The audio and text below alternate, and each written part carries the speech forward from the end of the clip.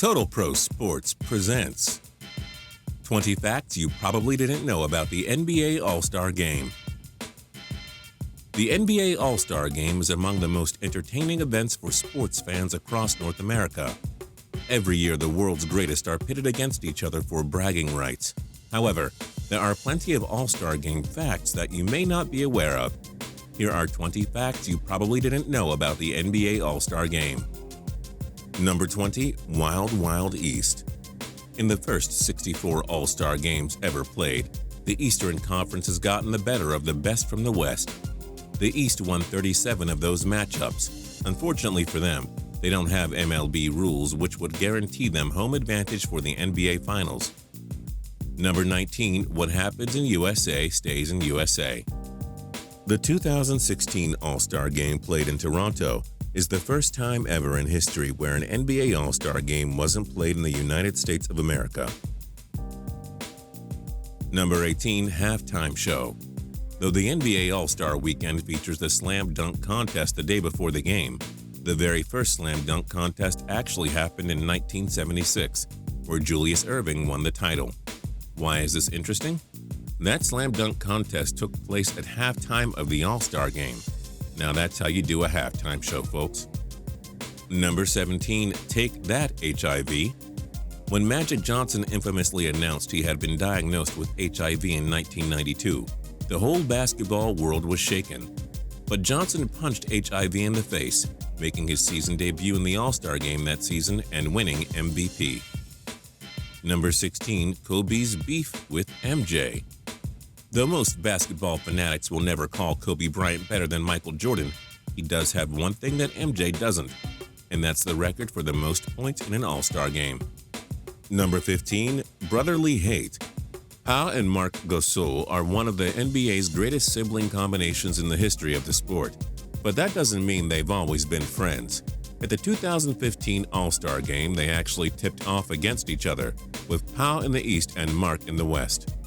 Number 14. Beginner's luck.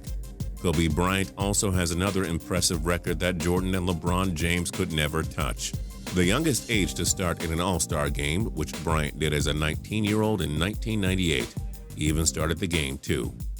Number 13. Age is just a number. The NBA's all-time points leader, Kareem Abdul-Jabbar, found the fountain of youth for large portions of his career. He set the record for oldest player to appear in the NBA All-Star Game at age 41 in 1989. Number 12. Jerry's World. Dallas Cowboys owner Jerry Jones made headlines with his ridiculously fancy AT&T Stadium that opened in 2009.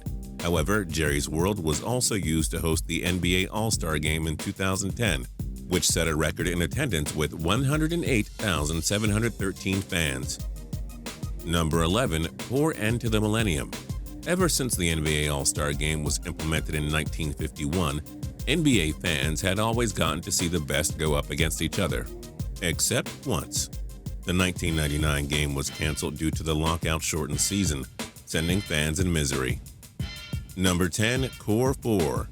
As you keep watching this video, you've already learned that Kobe Bryant historically owned the NBA All-Star Game. Well, here's one more reminder. He and Bob Pettit have 4 All-Star Game MVPs to their names, tied for the all-time record. Number 9. Early bloomers. LeBron James has put himself in the discussion with MJ and Kobe as the best players ever, and he's got something they don't: the record for youngest player to win NBA All-Star Game MVP, which he did at age 21 back in 2006. Number 8. Where it began.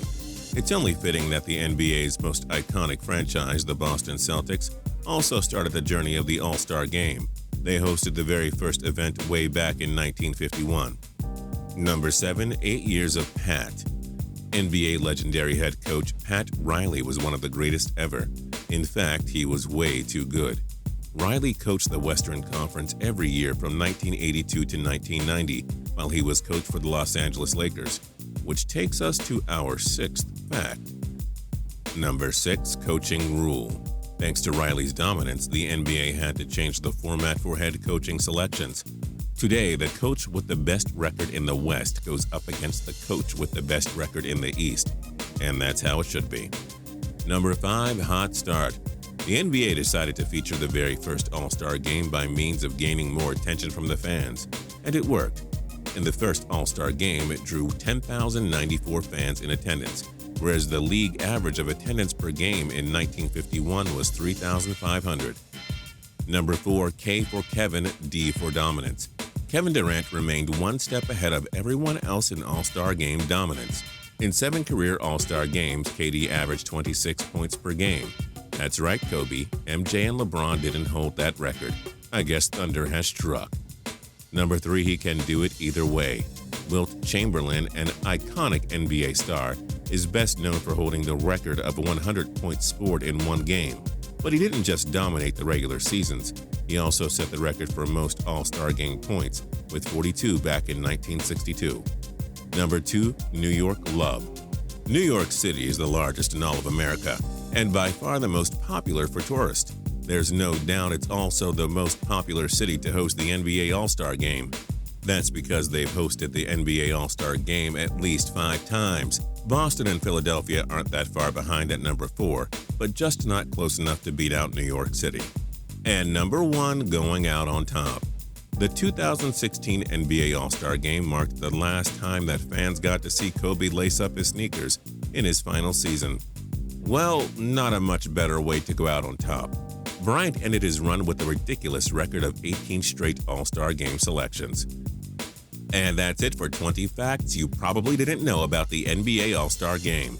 But wait, we are not done with you yet. In the comments below, we want to know, what was your favorite All-Star Game year? And for more cool videos, click subscribe.